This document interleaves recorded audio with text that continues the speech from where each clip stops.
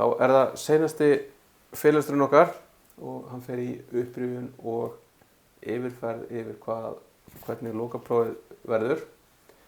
En byrjum þetta á upprifjun og yfirferð yfir það sem við erum búin að vera að skoða núna í vor og förum hratt yfir en þessi fókus svona miðað við það sem stendur upp úr hjá okkur. Það sem svona fókusinn hjá mér eða svona það sem stendur upp hjá mér og það sem mér svona fannst vera okkar megin atriði og það sem verður síðan aðalega í lokaprófinu. En rennum yfir þetta. Við byrjum á því náttúrulega bara að svona demba okkur í þennan bakenda og læra í raun hvað Node.js og hvernig við getum nýtt það til þess að búa til bakendan okkar eða serverinn okkar eða hvað sem við köllum þetta. Og þessi setting ætti núna að vera full skýr fyrir ykkur. Þetta atburðardrifið, ekki blokkandi I/O módel, rauntímaforrit, mikil gögn yfir dreifð kerfi og notum til að búa til alls konar forrit, bæði bakenda eins og við höfum gert og svo CLI-tól. Ég ætla aðeins að fara og setja chatið ef eitthvað skildi koma upp. Hef ég sé álegt hjá mér. Það að þessu atburðardrifið það að við erum að nota þessa event loopu og erum með þessar 3 leiðir til þess að eiga við asynchronous aðgerðir sem taka ykkur tíma. Það að nota þessa callback sem þarna. En allt þetta þannig að þetta setur eitthvað á event loopuna sem síðan keyrir og meðhöndluð á þeim tíma þegar því lýkur, hvort sem að lesa af disk eða kalla í gagnagrunn eða kalla yfir networkið, að þá fáum við tilbaka í raun niðurstöðuna. Og við höfum notað þessar aðgerðir í core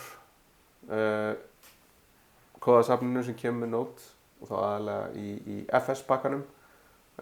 Skoðum aðeins HTTP og TCP-pakkana en ætlum ekki svo sem að það engin fókus á það og það verður ekki á lokaprófinu. Og þegar við skrifum forrit sem eru ekki að virða þetta, að nota þessi callback eða promises eða async await, þá getum við lent í þessu að við séum að búa til blokkandi forrit. Þau stoppa event loopuna í að gera sinn hlut. Þannig að við erum búin að vera að nota asynchronous I/O eða input-output og það í raun þessar aðferðir sem við höfum notað, callbacks, async await og svo promises sem async await svona syntactic sjúkar utanum. Þannig að þetta Node.js og það var svona bara þessi grunnur sem við séum alltaf bara unnum meira með í gegnum Express en höfum alltaf komið aftur að. Og svo náttúrulega það sem voðalega mikið í þessum nútíma vefforritunarbransa bransa að flest allt sem við gerum einhvern veginn tengt á endanum aftur í NPM. Annarkvort erum við að nota einhverja pakka, erum við að búa til einhverja pakka eða og NPM sem sagt pakkastjóri eða package manager fyrir JavaScript og við höfum bæði sótt ýmsa pakka og ýmis tól og nota þau og þetta fylgir með Node.js og allt sem við gerum varðandi verkefnin okkar erum við að nota package.json sem eru þessi metagögn, þessi lýsigögn fyrir produktinn okkar þar sem við erum bæði að skilgreina hvaða dependency við höfum, hvort sem það keyrslur eða def dependency og hvaða skriftur við erum að skilgreina til þess að geta keyrt verkefnið okkar. Og svo erum við líka með þetta package lock þar sem við erum að tilgreina nákvæmlega hvaða útgáfur af pökkum við erum að nota og hvaða pakka þeir pakkar að nota til þess að reyna að minnka það líkurnar á því að við séum í raun með eitthvað mismatch á milli mismunandi vinnustöða eða mismunandi forritara sem keyra saman verkefni. Og útgáfunúmerin sem sagt lykillinn í þessu, þannig að þegar allir pakkar sem eru gefnir út af NPM hafa útgáfunúmer sem að nýta semver eða semantic versioning. Þess að við erum með þetta 1.2.3, major.minor.patch og það ýmislegt sem getur orðið á þarna þegar við erum að vinna með pakkana og uppfæra þá og þetta er svona almenna reglan að major ætti að gera breaking changes, minor er ennþá með backwards compatible API og paths eru bara lagfæring á villum en í praxís þá getur þetta verið öðruvísi og það geta leynst backwards, breaking changes í minor eða paths og það er svona mikla pælingar núna með NPM og þetta og hefur svo sem verið núna í nokkur ár með það hversu svona brothætt verkefni geta orðið og hversu auðvelt það getur jafnvel verið að hafa áhrif á þúsundir verkefna bara með því að hafa smá svona vera ekki alveg hafa kannski svona ákveð vera ekki eðlilegt siðgæði eða vera svona vondigall og þetta getur verið varasamt og getur bara verið mjög kostnaðarsamt að taka þessu mörg dependency því að verkefnin okkar getur bara verið gífurlega hæg, gífurlega lengi að builda eða gífurlega lengi að keyra upp eða hvað sem það er eftir því sem við tökum okkur fleiri dependency. En þó svo að þetta sé ókostur við NPM þá er það í raun þetta að skipta fordunum okkur upp í einingar er mjög sterk leið fyrir okkur til þess að vinna með það flækjustig sem er inherent í því að vinna í forritun og einingakerfið í Node.js forritum er tvískipt en við notum þetta til þess að auðveldra fyrir okkur að hugsa forritið okkar og auðveldra að vinna með flækjustigið í því en einingarnar í Node.js hafa alla tíð þangað til í Node 14 nýtt CommonJS kerfið sem var svona ad hoc leið til þess að staðla það hvernig JavaScript einingar væru búnar til og það notar module.exports og require syntaxin til þess að skilgreina hvað við erum að bjóða upp á og hvað við erum að nýta en núna í Node 14 er ekki lengur bara bak við eitthvað flagg eða svona í einhverju tilraunaútgáfu eða svona ekki official er komið stuðningur við ES modules sem er skilgreint í ECMAScript 2015 staðlinum og þá fáum við import og export og þetta er orðið það vel stutt núna að við fórum all in á þetta og þetta er svona leið framtíðarinnar, þetta er það sem við notum í React og öllum þessum Vue og öllum þessum stærri framvinda libraryum og komið góða stuðningur núna í vöfrum, várandi getur farið að nota pakka og svona þessi CommonJS syntax er svona á leiðinni út hægt og rólega en það mun alltaf taka gífurlega langur tíma því að það eru svo margir pakka sem að nota þetta þá í dag. Og það eru þessar ákveðnu reglur sem við þurftum að díla við þar sem við erum í rauninni í þessu millibilsástandi að nota .MJS eða nota type module í package.json fyrir það sem við erum að skilgreina þessa pakka til þess að opta inn á það að vera að nota ES modules en ekki CommonJS og tengt þessu þegar við erum að skrifa þetta þá hefur við svo sem kannski ekki verið mikið að gera það í verkefnum en ég hef gert það svona á til í mínum síðlaustum að nota JS-doc til þess að skjala JavaScript kóða og þá er það leiðirinn til þess að segja bara hver ætlun okkar er og við hverju við búumst og síðan náttúrulega núna þegar við fórum aðeins lengra inn í þetta og byrjum að nota TypeScript þá kemur TypeScript líka með í raun lausnir á ýmsu þarna sem að JS-doc var upprunalega búið til þess að leysa eins og það geta sagt til að þetta argument sem kemur hérna inn eigi að vera strengur eða tala en út af því að það er ekki típukerfi í JavaScript þá varst að taka það fram í documentationinu en núna er það hægt með TypeScript ef við erum að nota það að segja nákvæmlega í raun hvernig á hvaða formi gögnum okkar eru, hvort sem það er einhver svona einhver scalar values eða einhver complex typur sem eru búin til úr því, þá getum við útbúið það þarna.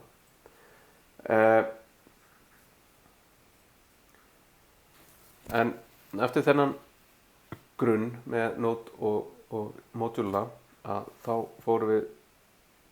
í það að skoða hvernig Express og HTTP virka saman eða sem sagt hvernig við notum Express til þess að búa til HTTP server og Express kosturinn við það er að það er lítið framework og það er framework sem að svona matchar mjög vel við HTTP, þannig að ef við kunnum HTTP þá er svona, og kunnum Node, að þá er í raun Express er svona tiltölulega þunnt lag þarna á milli. Og þar höfum við í raun request hlut sem við tökum við þegar við fáum eitthvað HTTP request frá client, og við höfum response hlut þegar við erum að skila gögnum okkar aftur til clientsins. Og síðan hefur Express svona aðra svona klassíska virkni sem er í svona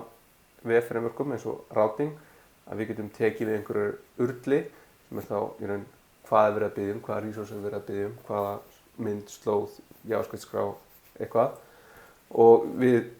getum skilgreint í raun hvaða urlum við tökum við og matcha því við forrætiskóða sem að þá skilar í raun einhverju niðurstöðu fyrir nákvæmlega það sem beðið var um. Og þetta passar í raun við HTTP aðgerðir líka, þannig að við getum í raun sagt fyrir eitthvað ákveðið url og einhverja ákveðna HTTP aðgerð eða sögn líka oft kallað, og þá skilum við einhverju, þannig að ef það er gettað á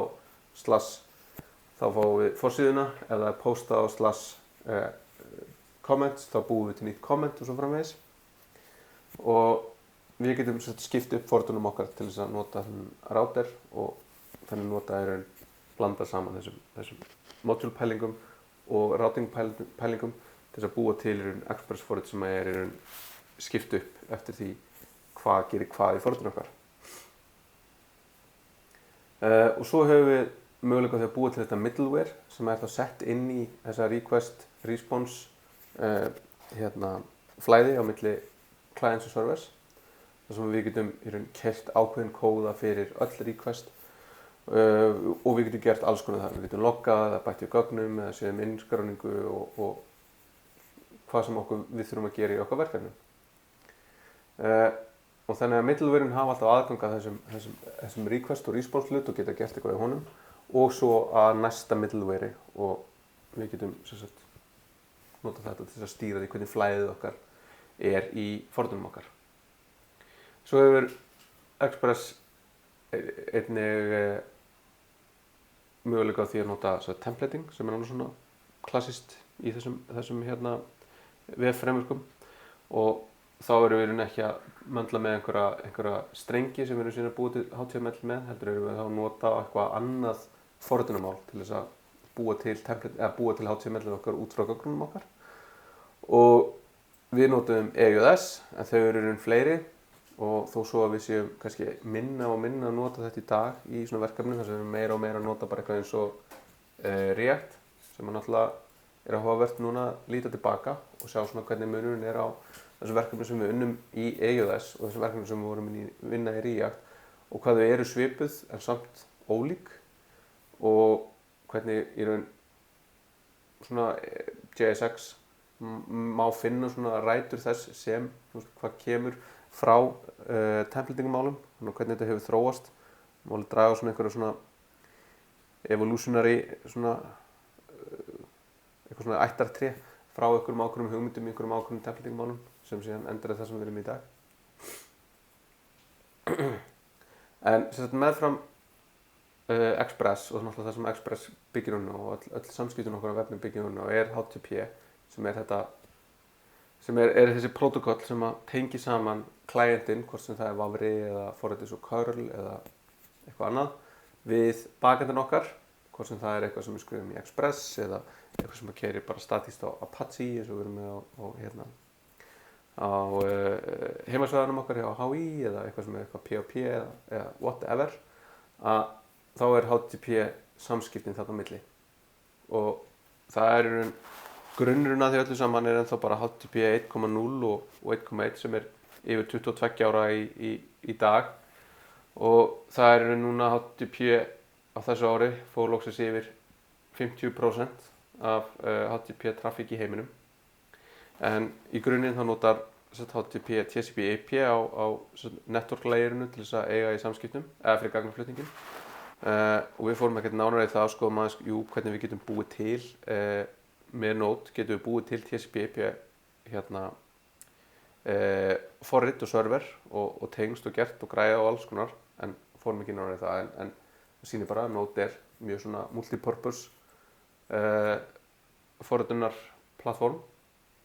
Og þetta er alltaf þetta request response, þar sem við sem client sendum request til server og serverinn framkvæmir eitthvað út frá því hvað við biðjum og sendir responseið aftur tilbaka á okkur.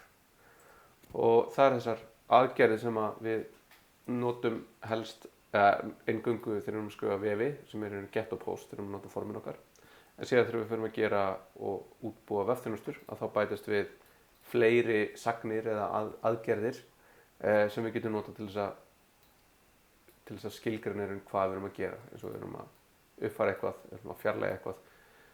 þá getum við notað þessar aðgerðir sem eiga við það. En til þess að geta sett nánari lýsigögn það hvað við erum nákvæmlega að gera, hvort að við styðjum eitthvað ákveðið eða hvort við viljum fá gögnin okkur ákveðnu formi, hvort við viljum JSON eða mynd eða HTML, að þá getum við notað headera í bæði requestin okkar, þannig að við getum sagt ég myndi gera vilja fá þetta sem mynd, takk fyrir, og response segir já, þetta er mynd á forminu JPEG eða PNG eða eitthvað. Og þetta getur verið alls konar og þetta er bara mjög einföld útfærsla. Þetta er bara þetta klassíska key value, heiti gildi, pair eða par, þar sem við erum bara heiti á headernum okkar og svo gildi sem við erum að koma með og aðskilið með tvípunkt. Og síðan höfum við urlið sem er í raun svona aðal featureinn á vefnum, myndi ég segja, að þetta er það allt sem við setjum upp á vefnum á sér url sem við getum í raun nota til þess að komast í hlutin og er í raun auðkenni og heimilisfang hans. Við tölum aðeins hérna URI og url líka, en url er svona bara þetta er bara kallað í dag. Og það er sem sagt frekar flexible uppfinning eða hugtak eða virkni, og þá áttu því að við getum verið með þetta protokól hérna, þannig að við höfum séð það hvernig við getum notað þetta bæði fyrir HTTP og HTTPS, en séð líka fyrir eins og við höfum með Postgres tengingar, Postgres 2.// eða Redis 2.// og síðan host, portnúmer, slóð, query string og einhverju fragment identifier. Þannig að við getum notað þetta til þess að staðsetja nákvæmlega eitthvað skjal, senda eitthvað gögn með til þess að filtera eitthvað nánar niður og svo sagt, ég veit líka síðan að þú sendir mér nákvæmlega þennan stað innan skjalsins. Þannig að þetta er það sem leyfir okkur að vera með þetta hypertext, þetta ofur áhugaverða hugtak það að búa til ólínulegan texta. En síðan þegar við förum í raun ekki bara að birta textan, heldur viljum geta tekið við einhverjum frá notendurum og brugðist við því á servernum okkar, þá þurfum við að fara að skoða hvernig form virka og þá getum við notað þetta get og post aðferðirnar, og þegar við notum get þá getum við aðeins sendt gögnin okkar með gegnum query string breytur og þá koma þær í raun bara á urlið. En þegar við notum post þá þurfum við að senda þetta í request body og þar er líka fleiri en ein leið til þess að hvernig við encodum gögnin sem við erum að senda aftur til serversins. Og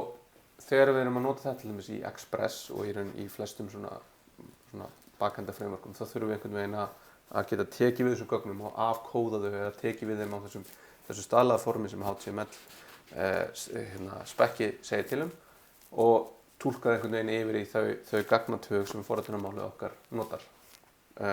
Þá sér í lagi hvernig við tökum við request body og fáum það sem eitthvað eins og object sem við getum síðan athuga hvort það sé í lagi og síðan vistið það í gagnagrunni eins og við gert í nokkru verkefnum. Þannig að þegar við notum get þá getum við í raun bara lesið þessar breytur beint upp úr því sem Express túlkar fyrir okkur í gegnum bara rec.query, en þegar við erum að lesa post þá flækist þetta aðeins og þá er það út af því að postgögnin koma sem straumur sem við þurfum ekki að muna en er samt þarna hugtak sem er í raun þetta er einhver gagnastraumur sem kemur í ákveðnum pörtum til okkar og við þurfum að lesa úr honum og þetta er svona event emitter, þannig að við segjum on data þá gerum við eitthvað og sækjum eitthvað, en það er rosalega svona óhandhægt, þannig að við höfum notað sem sagt svona middleware sem að leyfa okkur að parsa bodyið, body parsing middleware, og þá í raun taka þau við og skoða í raun hvernig þetta encoding type er sem kemur þá sjálfgefið þetta x form URL encoded, þar sem gögnin eru URL encoded með ampersand á milli reita og í raun öll gögnin sem koma úr input select eða textarja í formunum okkar eru kóðuð af vafranum á þetta form og sendi yfir á serverinn. Svo þessi önnur hérna text plain sem við notum afskaplega sjaldan, en hitt sem við notum oftar þegar við erum að díla við gögn er í raun multipart form data og það þegar við notum input með type file til þess að leyfa notanda að velja eitthvað skjal sem við sendum yfir á serverinn okkar og þá fara hlutirnir að vera svona heldur flóknari af því að þá erum við að fá gögn, binary gögn, einhvern veginn skipt upp þannig að í raun þau gögn geti verið send í einhverjum ákveðnum bitum á milli af því að ef við erum að senda risastór gögn þá þurfum við einhvern veginn að geta í raun við getum ekki bara sendt allt í einu og vona því besta, þetta er yfirleitt sendt í einhverjum svona straum þar sem hlutinni fara hægt og rólega yfir og þá er þessi boundaries og þetta er eitthvað alls konar en við fórum ekki dýpt í það, við kíktum bara á hvernig það lítur út en þarna þurfum við síðan að nota enn annað middleware sem að les þessi gögn fyrir okkur þannig að við notum body parser middlewareið sem kemur með Express og síðan notum við multer þegar við vorum að taka við gögnum úr hérna þar sem við vorum með formdata. En alltaf þetta þegar við erum að vinna með gögn þá er tvennt sem við verðum að gera og eitt sem við absolutely verðum að gera og það er það að við verðum að staðfesta að gögnin séu gild og að þau séu í raun ekki hostile eða þau séu ekki í raun að fara að valda einhverjum óskunda að þau séu í raun valid. Þannig við þurfum að validata þau og það er þetta að staðfesta gögnin séu gild að bakenda og þetta er algjörlega lykilatriði í öllu því sem við vinnum í hvort sem við erum að skrifa einhverjar vefþjónustu sem er einhvers staðar aftarlega í keðjunni einhver vefþjónustu sem kallað aðra vefþjónustu sem kallað í einhverju keislu sem að lesa einhver gögn sem einhver vefþjónustu bjó til eftir einhver sendi eitthvað form að við getum ekki treyst því að allir séu með allt sitt á hreinu þannig að við verðum alltaf að hafa einhverja leið til þess að staðfesta að gögnin séu í lagi af því eins og við sjáum á eftir þegar við rennum aðeins yfir öryggispartinn að þá það eru margir sem að reyna og gætu misnota þetta en validation í raun ekki nóg að treysta á það að ég hafi sett input required á inputið í vafranum eða sett eitthvað validation attribute af því að það er auðveldlega hægt að bara fjarlægja þetta með því að opna DevTools eða nota eitthvað tól eins og curl eða bara CR-forrit sem að finnur bara þessi gögn og sendur þau inn og þá er þetta, við treystum engu sem kemur frá öðrum og við keyrum alltaf einhverja grunnvalidation á þetta sem við erum að fá af því að svo ef eitthvað kemur inn sem við gerum ekki ráð fyrir, hvað gerist þá? Ef við erum ekki búin að hugsa það þá bara er það eitthvað og þá bara springur forritið upp ákveðið loft upp eða spillum við öllum gögnunum okkar eða hvað gerist, hver veit og svo er hitt sem við gerum sem í raun þetta sanitation sem í raun að passa upp á að þó svo að gögnin séu gild þá gætu í raun ekki verið á því formi sem við þurfum og til þess að treysta heilleika gagna eða data integrity þá keyrum við eitthvað sanitation og þá í raun þetta túlka gögnin sem óhrein og svo eru þau valdiruð, þau eru þá í lagi, það er ekki eitthvað malicious í þeim og síðan í raun sanitize við til þess að fá þau á það form þar sem við getum í raun sendt þau inn í gagnagrunninn okkar eða sendt þau áfram í eitthvað annað. Og við höfum kannski sérstaklega að skoða þetta með tilliti til cross-site scripting eða XSS að þá í raun getum við verið með eitthvað sem er vissulega valid af því að það er í raun bara strengur, ekki tómur strengur af því að við viljum í raun fá eitthvað nafn en það getur verið með script alert 1, script locust og það gæti alveg verið túlkað sem nafn einhvers staðar í einhverjum hliðarveruleika en í okkar tilfellin þá myndi það valda í raun XSS árásar hólu hjá okkur ef við værum ekki að passa upp á það. Svo fórum við eftir að við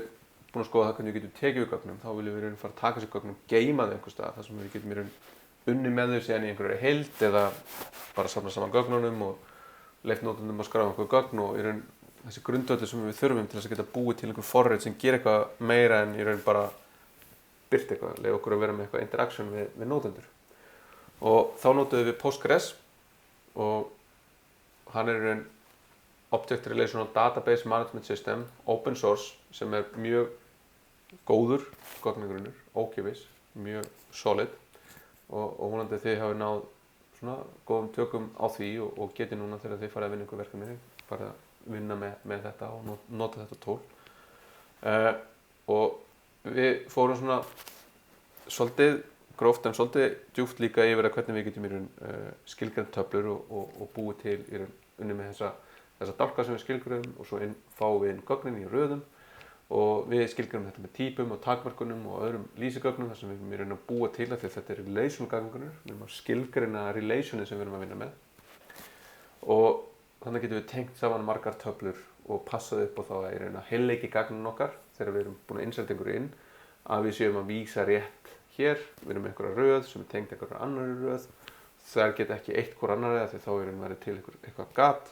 Við getum skilgreint það að þessi gögn ætti alls ekki að vera null því að það er óskilgreint í forritinu okkar að einhver gögn séu ekki til staðar og þetta er í raun mjög gott að gera, það er að segja að vera ströng í því hvernig við skilgreinum gögnin okkar af því að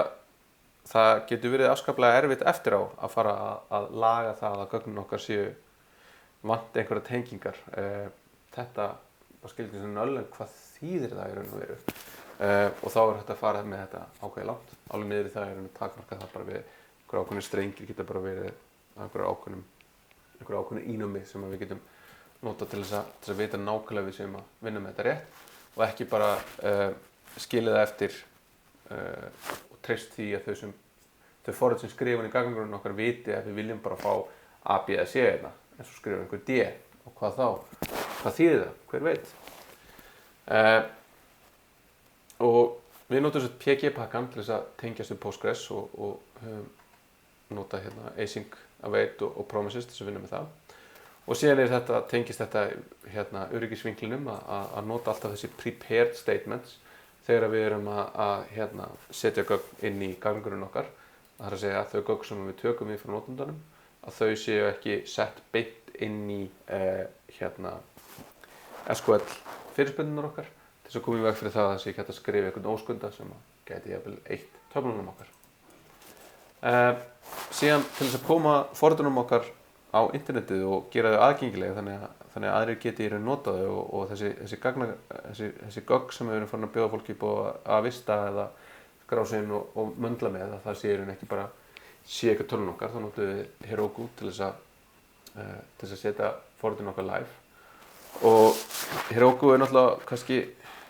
komið svolítið til ára sinna og það eru komnar margar ýmsar aðra leiðir eins og að setja upp í Docker eða nota Kubernetes eða hvað sem að fólk er að nota í dag að þá er í raun þessi rosalegi einfaldleiki í því að geta í raun búið til Heroku app verið að nota Git og geta gert bara Git push og það taka bara prósessar við sem að taka við forritun okkar, keyra eitthvað bildferli sem við erum búin að skilgreina og setja það svo bara live. Og þegar maður er búin að læra inn á þennan grunn í Heroku að þá getur maður verið að setja nýtt verkefni live og það getur bara verið 10 mínútur frá því að ég ákvað að byrja að ég sé komið með eitthvað pipeline, eitthvað sem maður getur farið og verið aðgengilegt á internetinu. Og það er ennþá í dag bara mjög næs þó svo þessi komin aðrir samkeppnisaðilar og svona sem það er og þá er það ennþá sterkt hjá Heroku en orðið kannski svolítið. Já. En Heroku kom með þetta 12-factor app sem er í raun þetta til þess að reyna að brúa þetta bil sem er á milli þess að vera að forrita hérna lausnina og svo að reka lausnina og koma inn í loftið og gera þetta af því að það er í raun frekar ólíkt svona skillset sem maður þarf að vera með til þess að reka hlutinu og til þess að skrifa þá í grunninn. En það er samt mjög gott fyrir okkur forritara að í raun vera meðvituð um það hvað fer fram í þessu og hvernig það er í raun að tengja við gagnagrunna og hvað felst í því að bæta þessum resursum við og lokka hlutina rétt og gera allt svona. Og þá í rauninni þetta 12-faktor app sem í rauninni með svona sniðmót fyrir það hvernig við getum sett upp forritun okkar. Og það í raun, mjög bara góður listi af prinsipum til þess að fylgja eftir, þó svo þetta sé ekkert heilagt, en þetta mjög góður grunnur. Þannig að þarna vorum við komið með allt sem við þurftum til þess að geta sett þessi forrit okkar live og geta gert í raun þetta sem maður svona flokkast undir svona VF forrit. Og þá fórum við yfir þessi öryggismál sem að tengist þessu, og það byggt á þessum lista frá OWASP, eða Open Web Application Security Project, sem að í raun heldur utanum svona helstu öryggisvandamál sem eru þekkt í web applications og gefa reglulega út lista, og við fórum yfir listan frá 2017. Þetta í raun að vera 20 ára gamalt verkefni að það halda utanum þetta, og ennþá í raun bara fyrsti staðurinn til þess að byrja að hugsa um öryggi á vefnum. Og þetta í raun, þegar maður er sérfræðingur í þessu, þá þarf að drilla sig ennþá lengra niður. En við fórum yfir þennan topp 10 lista, og í raun 10 til 3 eru allt saman mjög áhugaverð hlutir, eitthvað sem er meira relevant en annan fyrir okkur svo sem, eins og til dæmis cross-site scripting. En í öðru sæti þetta broken authentication, að þegar við erum að búa til aðgangskerfi og þegar við erum í raun að leyfa fólki að logga sig inn og halda utan um eitthvað gögn og gera eitthvað innan kerfisins okkar, að þá þessi það að leka gögnum eða að fólk komist einhvern veginn inn og ná í gögnin okkar bara mjög relevant og mjög alvarlegt, en líka mjög svona útbreitt vandamál. Og þetta að smíða þessi kerfi erfitt, og það þegar við erum að gera það og erum að vinna í því, að þá sé í raun eitthvað sem við virðum að það sé erfitt, og í raun notum traust forrit eins mikið og við getum, notum eins og Bcrypt eða eitthvað svoleiðis sem gefa lykilorð, og hugsum í raun hvað gerist ef einhver myndi komast yfir þetta, hvað hef ég sem í raun ekki í lagi að fara út og að dulkóða og allt þetta sem fylgir því. En síðan í fyrsta sæti í raun þessar injection árásir, þar sem verið að misnota einhverja túlka sem að túlka einhverjar skipanir eins og SQL til þess að framkvæma aðgerðir sem eru í raun malicious. Og þetta ekki bara inn í gagnagrunni með SQL, heldur líka inn í XML eða SMTP þjónar sem eru postþjónar, eða bara inn í, ef það einhvers staðar verið að kalla í einhver stýrikerfisaðgerðir sem við tókum dæmi um, þá þetta á þetta alls staðar við. Og þetta þá alltaf bara einhvers staðar tökum við gögnum frá notanda og keyrum þau einhvern veginn, og þá í raun alltaf möguleiki á þessu. Þannig að það alltaf að vera bara með belti og axlabönd þegar kemur að því að taka við gögnum frá notendum. Alltaf vera bara mjög heilbrigð paranoid. Þannig að það alltaf þetta, hreinsa inntakið, nota parametraðist viðmót og fleiri aðgerðir sem eru listaður hjá OWASP, sem eiga við í ákveðnum sértækum verkefnum, eins og þurfum að vinna með XML-gögn eða eitthvað svoleiðis. En það þetta bara að vera að ekki halda að við séum með það. Þetta vera alltaf svolítið hrædd þegar við erum að vinna með þetta. Og alltaf að nota þessi parametraðist viðmót þegar við erum að vinna með SQL. Og þannig að það að senda þessi gögn inn í gegnum þetta parameterization sem á sér stað í dæmi fyrir PG-pakkan, en aldrei að setja þetta beint inn í strengina af því að þá, eins og við sáum dæmi og þá geti hann Bobby Tables aldeilis eyðilagt daginn okkar. Þannig að þetta í raun þessi heilbrigða paranoia og hugsa aðeins, stíga tilbaka og hugsa það sem við erum að byggja eða vinna með, og hvað ef, taka reglulega svona, hvað ef þetta myndi leka, hvað ef þetta væri ekki jafn traust og ég held að það sé. Þannig að eftir sjá, hvað við stödd í þessari yfirferð okkar? Já, þetta seinasti parturinn. passa vel. Þannig að eftir þetta þá skiptum við gír og fórum að skoða vefþjónustur og þetta eins og margt annað í þessum vefforritunar geira, frekar svona óljóst í raun hvað á við þetta. Allt í lagi, kallinn minn. En í grunninn eru þetta einhver samskipti milli tölva yfir net. Þannig við erum að skrifa forrit sem þá í raun að skrifa fyrir hönd einhverjar tölvu sem á síðan samskipti við einhverja aðra tölvu sem að skilja okkur einhverjum gögnum. Og þetta er í raun þessi svona lauslega skilgreining. Hugbúnaðarkerfi hana til að eiga samvirk samskipti vél í vél yfir net. Og þá er þetta samvirk samskipti sem er í raun þetta að við skiljum í raun, við getum talað saman á sama protokól, HTTP, og við skiljum í raun semantically hvað að vera. Við vitum í raun að þetta eru gögn sem hefur við einhver kerfi. Það er vist pakki til mín sem ég þarf að borga, þannig að já, þú verður bara að bíða þess og þarna notuðum við í raun HTTP aðferðina sem við töluðum áðan og fórum að nota eins og þessar put og þessar delete aðgerðir og pads og allt þetta sem við brösuðum við í hópverkefni 1 og þetta eru líka þessi hugtökum öryggi aðgerða, þar sem við erum í raun aðkvæmnar aðgerðir sem eru öruggar og aðrar sem eru þar ekki, til þess að post og put þar sem við getum verið að framkvæmda búið til margar einingar og idempotency sem er þetta hugtökum það að það er þetta sem ég var að nefna og svo það þegar við vorum með þennan stöðulausa protokól að það er ekkert skrifað í gagnrunum eða ekkert í disk sem heldur uppi þessum gögnum það hver hvað í þessu og svo erum við með þessa stöðukóða sem segja til í raun hvað gerðist við þetta, gekk þetta upp, er verið áframsendur, er einhver villa hjá þér, kæri klient, eða hjá okkur, þessu server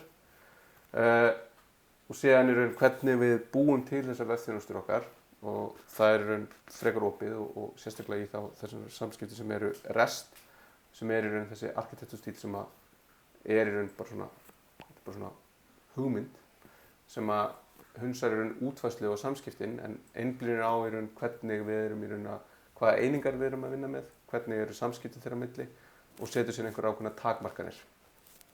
Og þessar takmarkanir eru sem sagt þetta client server og sem er samrætt viðmót. Við erum með